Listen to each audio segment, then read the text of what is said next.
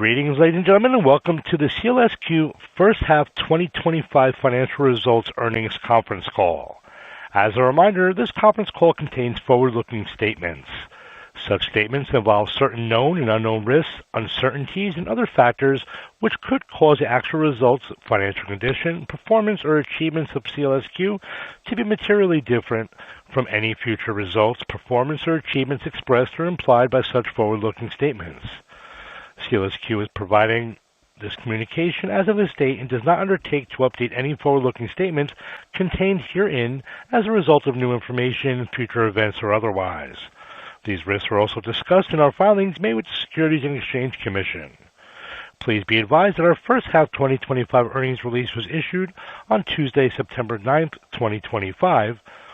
Also, our Form 6K for the 6-month period ended June 30th, 2025, which was filed with the SEC on Tuesday, September 9th, 2025, can be found by visiting the Investors section of the SEALSQ website at investors.sealsq.com.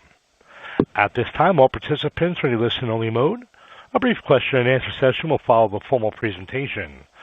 If anyone should require operator assistance, please press star 0 on your telephone keypad. You may be placed into question queue at any time by pressing star 1 on your telephone keypad. As a reminder, this conference is being recorded. It's now my pleasure to introduce Carlos Moreira, Founder and Chief Executive Officer of SEALSQ. Mr. Moreira, you may begin. Thank you very much, Kevin. Good afternoon to those joining us from Europe, and good morning to those joining us from the United States. I will begin today the call by discussing our business milestone for the first half of 2025. Then I will provide our growth initiatives and outlook for the second half of 2025 and beyond, and hand over to John to provide our financial performances of the year for the half of the year. So 2025 was a transformative year. It has been a pivotal year for SEALSQ as we accelerated our mission to deliver quantum-resistant semiconductor solutions and secure digital infrastructure for our rapidly evolving global market. The first half of the year confirmed the strength of our strategy, the resilience of our operations, and the scale of opportunities ahead. As a fabless semiconductor innovator, SEALSQ design and market secure microcontrollers, both off-the-shelf and custom design, integrated within a vertical trust service ecosystem featuring a post-quantum root of trust managed by public key infrastructure services and secure chip personalization. Our solutions protect industries such as IoT, energy, automobile, and smart homes, as well as sensitive applications in healthcare, government, and defense. While the global embedded security chip market is projected to reach nearly $10 billion by 2028, suppliers offering certified secure products remain scarce.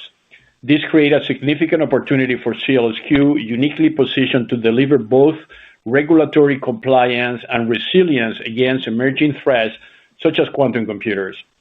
Our strength market recognition, bolstered by the urgent need for secure microcontrollers to defend against post-quantum threat, has attracted strong investors' confidence. Since November 2024, we have raised over $140 million in additional capital to accelerate our product roadmap, execute strategic investments, and expand our growth pipeline. So in terms of the product and technology milestones, in the first half of 2025, we achieved tangible progress on innovation and commercialization. The first one is with Quasar program, engineering sample of the QS7001, which is a post-quantum microcontroller delivered to initial partners in Q2 2025 for testing. Production samples and development kits are scheduled for Q3 2025, with initial revenue expected in 2026. It is important to mention here that we are one of the first companies in the world with that type of aggressive roadmap, and this can be transformed into a very important business opportunity and revenue generation in 2026. The QVolt TPM, which is a pilot customer sampling for QVolt TPM V183. It is expected in Q4 2025, followed by V185 in Q1 2026.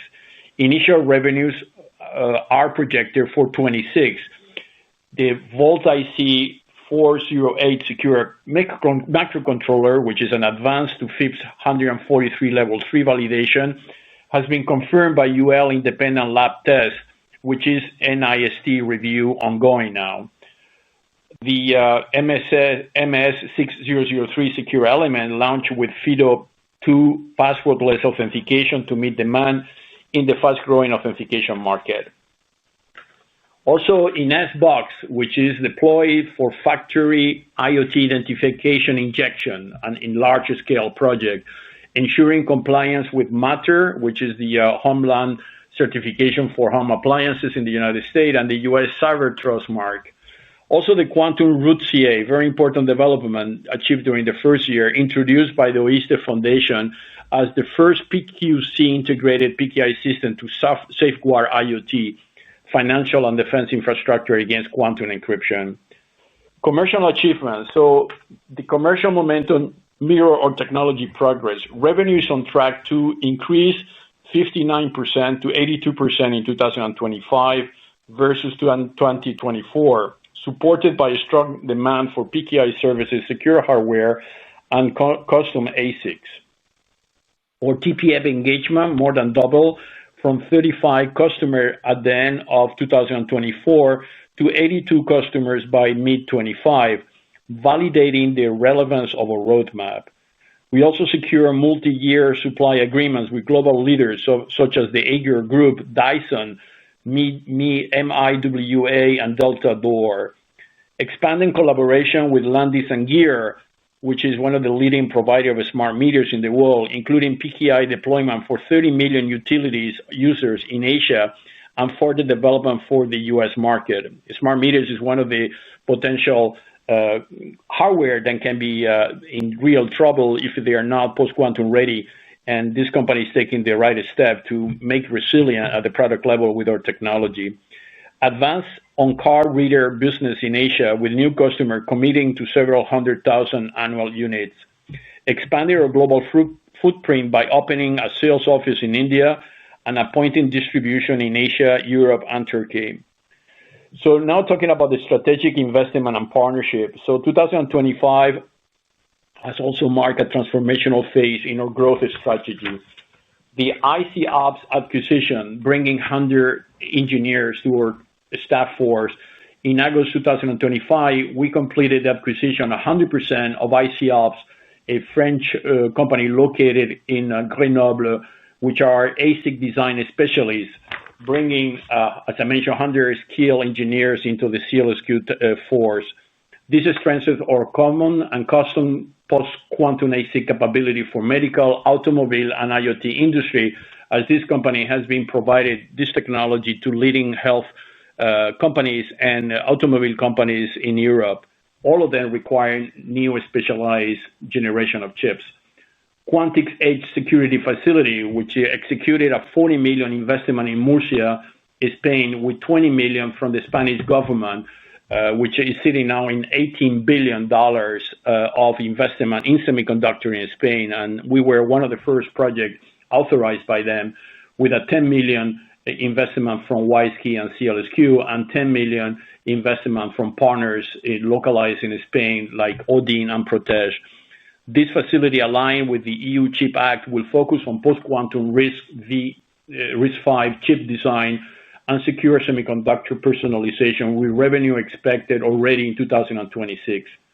Quantum Investment Fund was initially launched at $20 million in late 2024, which has been expanded to $35 million in March 25. The first investment was Colibri TD, a French quantum as a service company with whom we are co-developing a quantum simulation approach to improve semiconductor wafer yields, potentially increase yields from 50 to 80% and reducing per chip cost by up to 50% in order to be more competitive in the market. This quantum investment fund is now looking into other companies, as our vision is that post-quantum technologies will merge very soon with quantum capability and quantum computer companies, creating major leaders in this sector. Therefore, the requirement of this aggressive roadmap and investment fund that has been created within the company.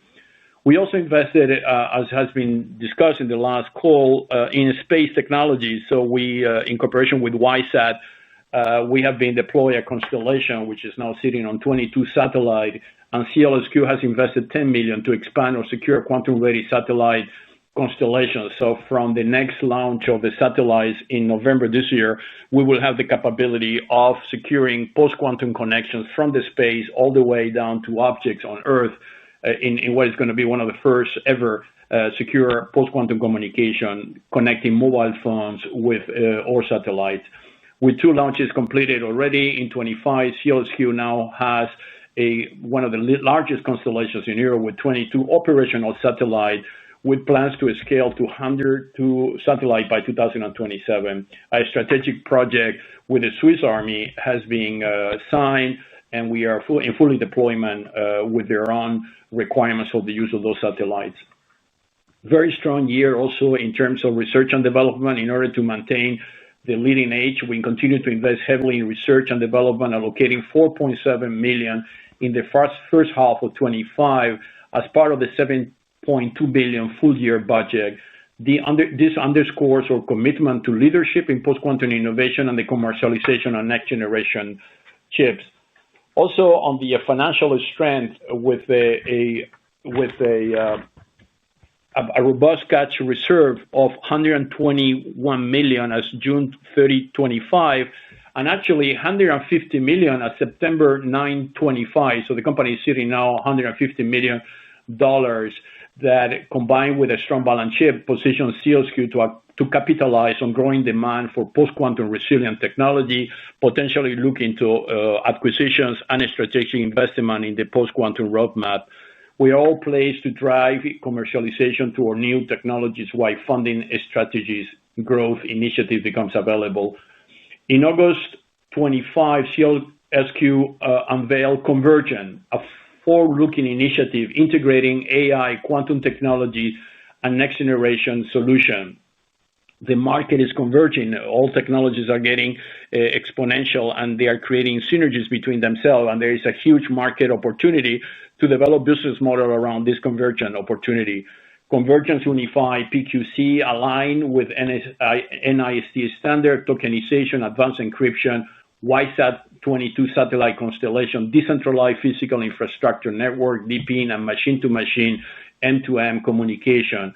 Its goal is to build a robust digital trust architecture for the group, protecting over 1.6 billion devices that is already in the market across healthcare, IoT, financial services, smart cities, and space infrastructure.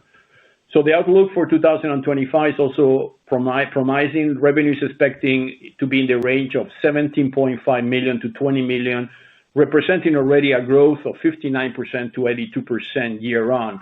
As you all know, the revenue on quantum computers is still small because the market is not yet ready, and people are now taking decisions in investing in quantum technology. But one of the things is coming first, even than quantum, is the post-quantum, and you need to build their own resilience at the enterprise level, government level, hospital level, airport level, so you are ready when those quantum computers arrive in 3 to 5 years to be able to defend their attacks.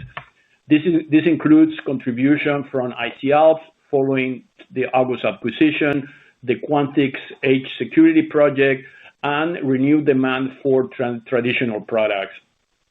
So 2026, the growth will be fueled by a full year of ICALF's revenue, new personalization center project revenue, including Quantix Edge Security, and the launch, and this is the most important part for the year, visibility of our quantum-resistant TPM.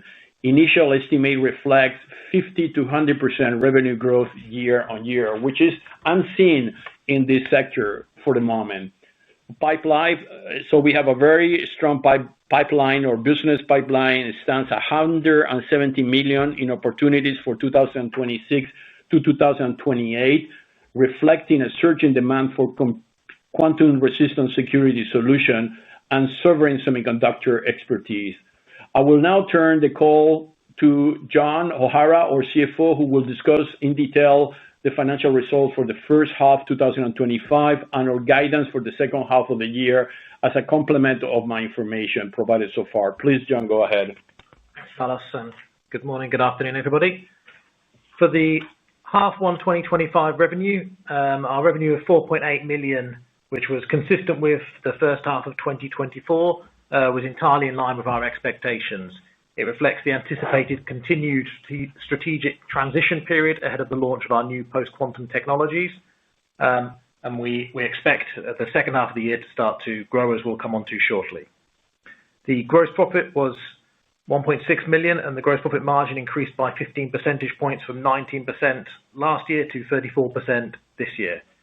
We do expect when the revenues return to a more steady level and we grow further, that will settle somewhere around the 45 to 50% margin on our legacy, on our chip products, and with the margin from IC'Alps expected to be somewhat higher due to the nature of their revenue and their services. We had cash reserves of 121 million as at June 30th, 2025, which was up from 19 million at the same point last year and up from 85 million at the end of 2024. Our current estimate is that our cash burn, this gives us sufficient cash for a long time now on our cash burn rate. And we therefore believe we've got a strong war chest to also take advantage of any investment opportunities, any M&A activity that might come our way. We invested 4.7 million in research and development in the first half of the year, and we continue to have over 7 million allocated as a budget for this area for 2025, which is up from 5 million in the prior year. And that's before we take into account the research and development activities of IC'Alps, which will also be consolidated in our second half results. As Carlos has already mentioned, for the full year 2025, we expect our revenue to be between $17.5 and $20 million, representing between 59 and 82% growth year on year, which is therefore noting a return to growth in demand for our current semiconductor products, as well as consolidating the revenue of IC'Alps since acquisition. We also look forward for a strong 2026, as Carlos has also highlighted with some very early guidance, which will be supported by a new business pipeline of 170 million of identified opportunities for 2026 to 2028 across PQC, ASIC, and sovereign semiconductor markets. With that, we are finalizing the prepared marks. I will pass back to Carlos so we can open up the call for Q&A. Thank you for your attention.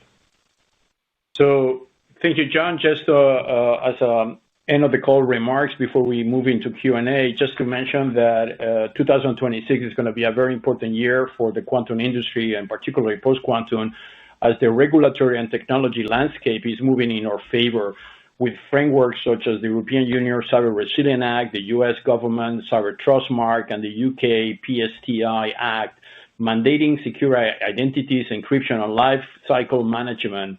So governments and strategic institutions worldwide have published roadmap requiring PQC adoption within the decade. So as I mentioned before, this industry is emerging in industry. We are in quantum what we were on the web in the year 2000. Major players, and they have developed technologies and positions such as SEALSQ will become automatically high demanded companies as they bring a concrete solution for a concrete problem. Insurance companies are already announcing that they will increase their insurance premium if you are not yet PQC compliant. Government regulations are putting regulations bringing companies and other government institutions to be PQC compliant.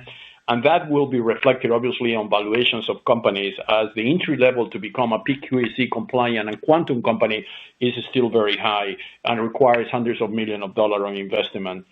So with strong financial resources, then we have the proven innovation and a strategic investment in place. SEALSQ enters the second half of 2025 with a very strong momentum and confidence. Our vision is clear: to lead the world in quantum resilient cybersecurity and semiconductor innovation while we have a very proven quantum roadmap in place. So we thank our shareholders, employee partners, and customers for their continued trust and support as we scale SEALSQ into the next phase of growth. So with that, we are finalizing the remark. I would like to open now the call for Q&A. Thank you very much for your attention. Thank you. We'll now be conducting a question and answer session. If you'd like to be placed into question queue, please press star one on your telephone keypad. A confirmation tone will indicate your line is in the question queue. You may press star 2 if you'd like to remove your question from the queue. For participants using speaker equipment, it may be necessary to pick up your handset before pressing star 1. One moment, please, while we poll for questions. Our first question today is coming from Matthew Galinko from Maxim. Your line is now live. Hi, thank you for taking my questions. Firstly, just if we could clarify a little bit on the full year R&D budget. I think you mentioned it was around $7 million. I think, for the first half reported $4.7 million, which seemed that you're tracking ahead of that. So was there anything unusual in the first half spending that, would not repeat in the second half? Just, kind of ignoring the impact of the consolidation of the acquisition that we might expect? Yeah. Hi, Matt. I hope you're well. So within the first half of the year, there was a bit of an expense, a one-off expense for some stock-based compensation that falls under R&D. So that was the main.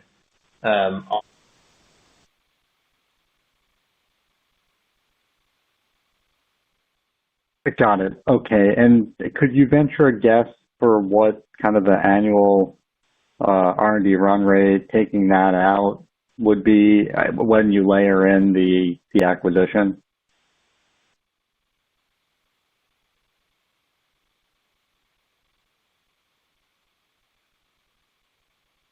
Please stand by. We appear to be having some technical difficulties.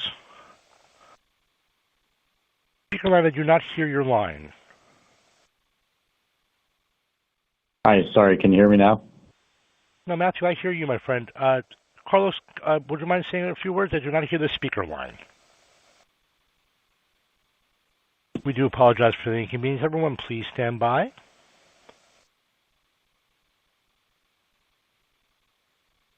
Once again, ladies and gentlemen, we do apologize for the inconvenience. Please stand by.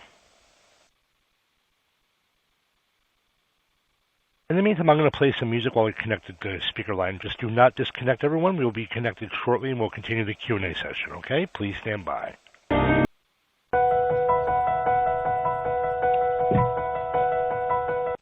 Now rejoining the speaker line. So, Carlos, you're back on with Matthew. Go ahead. Please go ahead. Okay. So Matthew, sorry, we were disconnected. So did you got the answer from John? I'm not sure if you got my second question or not. No, I didn't.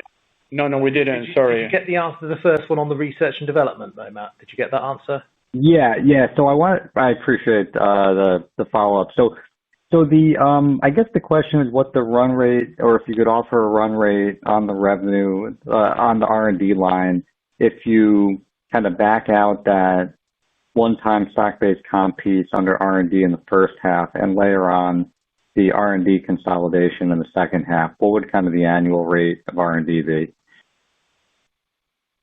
So on the underlying business down in Provence, we would probably put that round about sort of 500K, 550K per month.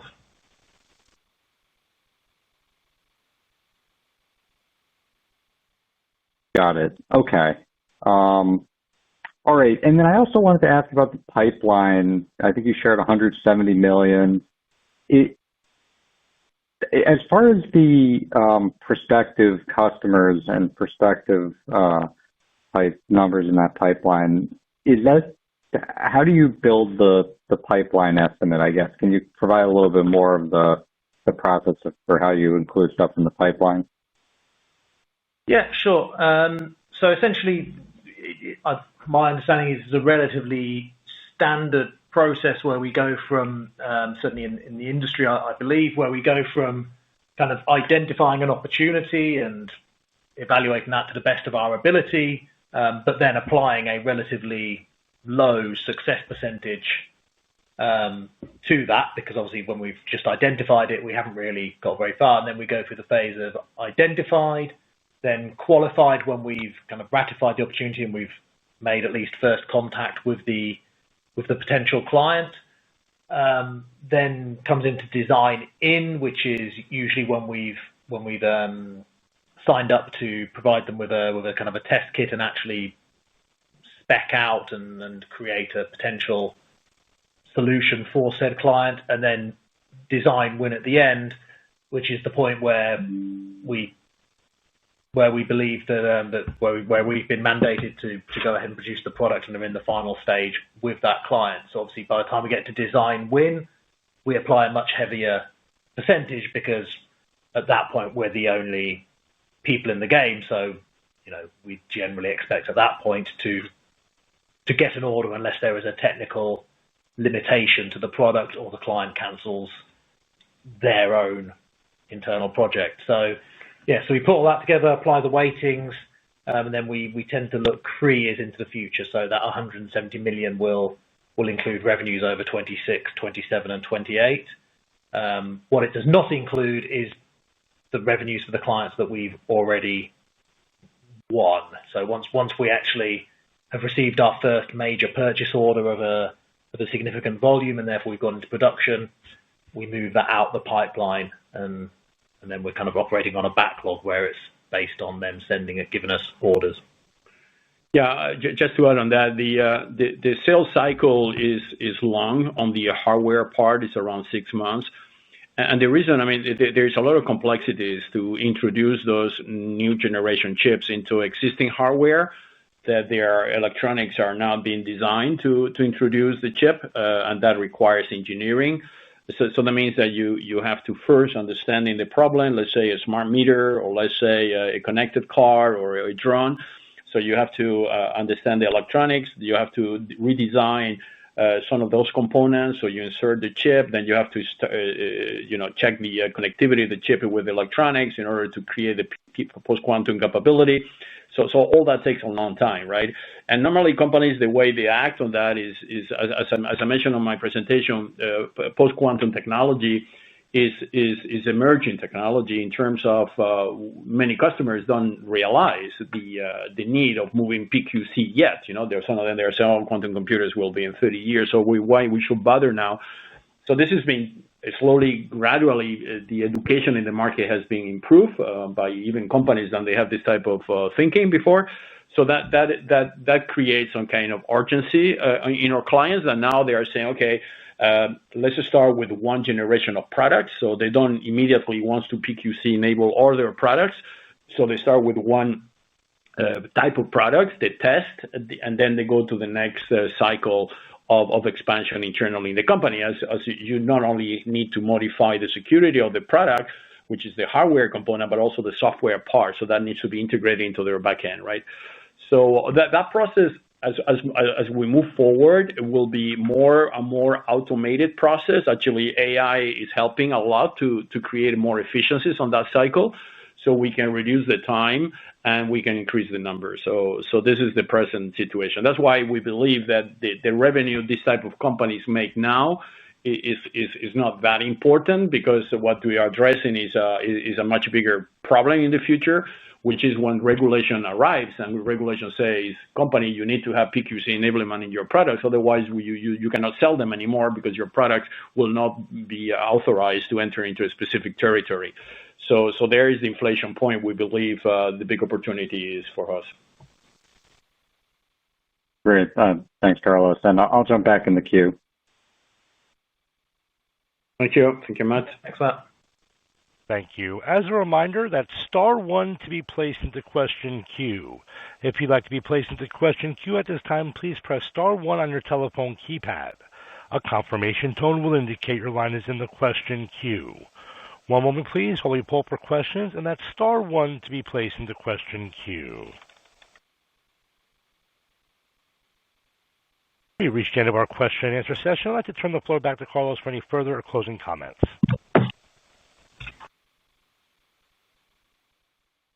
So just to recapitulate on what we say, a huge opportunity ahead of us. 2026 is going to be a critical year, especially once this post-quantum chip will be available in the market. I know that some investors have been disappointed by the latest price of the share. I always say that 26 is the year where everybody needs to be betting on, and not 25. 25 was a transitional year. Despite that, we managed to end the first semester of the year with a very strong position and a very strong cash position, which is essential in this industry. And we are available for any further discussions. Website documentation is available, and or investment relation contacts in New York are available to set up one-to-one meetings. John and I, we're going to be doing a non-deal roadshow starting the second week of October. And it will culminate in New York in a event, the Quantum AI event, where we are providing the keynote, and where we're going to be bringing more results. And we will also be discussing, which we didn't discuss on this call, our U.S. strategy. So we have been informing in the past, SEALSQ is looking to personalize semiconductors in U.S. territory, and this is something that is top priority. We were looking into different locations such as Arizona and others. So we will be giving in a few weeks a full update on that, and I'm sure everybody will be very satisfied to see the progress also in that area. So we'd like to thank our shareholders, employee partners, and customers, and all the participants on this call for their support as we scale SQ into the next phase of growth. Thank you very much for your attention. Have a great day. Thank you. That does conclude today's teleconference and webcast. You may disconnect your line at this time and have a wonderful day. We thank you for your participation today.